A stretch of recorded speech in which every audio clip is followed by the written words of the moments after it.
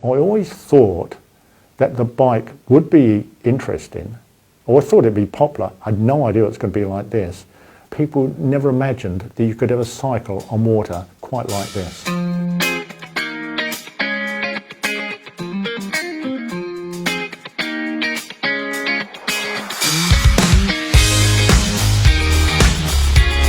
Greetings, power of positivity. My name's Guy Howard Willis. I live in New Zealand, that's down under, and I want to talk to you about the Manta 5 bike that I've developed and the founder of.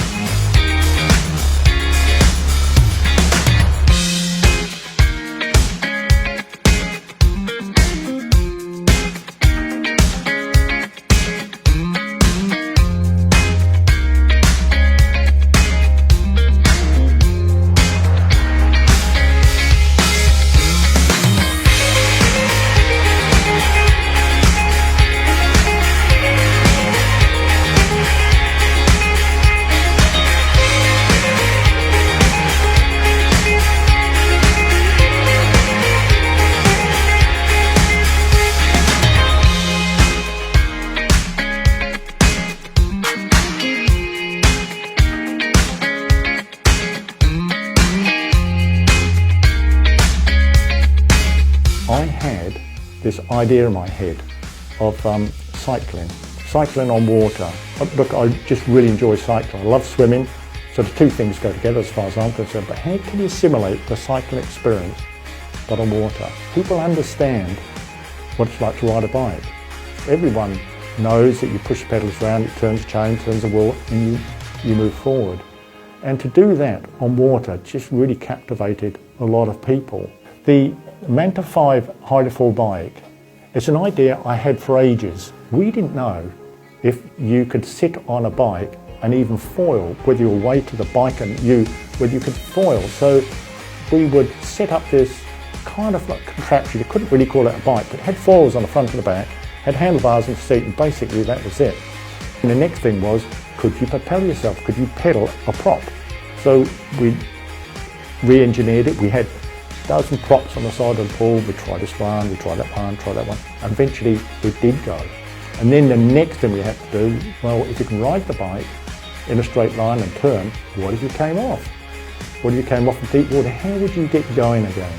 We used to go to the swimming pool late at night in the dark, 9 o'clock to 11 o'clock, that's what we booked it for. There was no one else around. And I'd ride that bike in the pool and I'd drive home.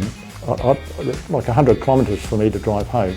My hands would be white and it'd be freezing cold, but it was really an exciting time. The part where it really got exciting was when we applied for a design award, and we won a gold award for a concept award, and it was on our national TV, on the news actually, and I don't know how this stuff happens, but it went viral and it went across the world, and we started getting emails in a few at a time, and then 100 and then 1,000, and there was tons of it. Just went viral right across the world. People had never seen anything before like this.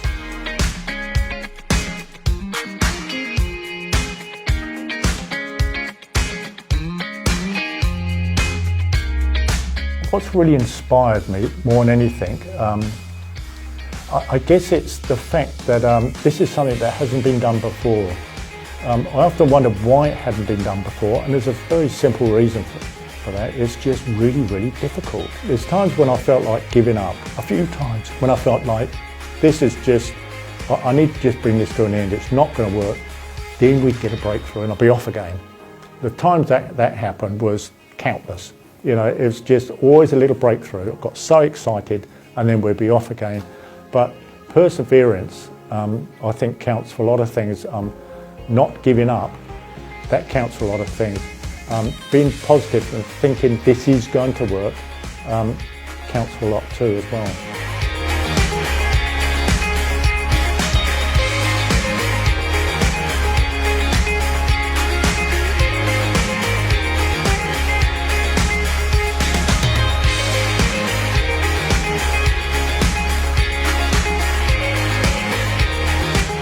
The most rewarding part of creating this bike is actually seeing people use it.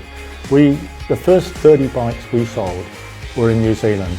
We just had a customer experience day on Tarawera Lake, and one of the fellows rode an hour across the lake to come and meet the group.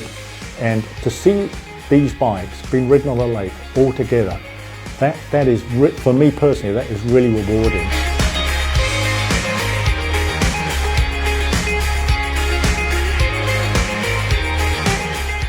The interesting thing is, this bike, when we first designed it, it was a manual model, and it worked really well if you were fit. The moment we put an e-bike motor on it, it just opened the market up to so many more people. We've had people my age on the bike, and we've had 12-year-olds on the bike who can still ride it.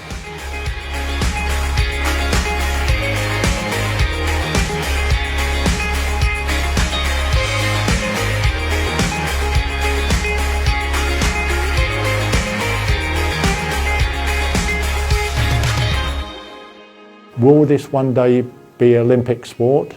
I think it could be. If we develop a manual model that you can race, it becomes competitive. Yes, it could well be an Olympic sport, so watch out for that one.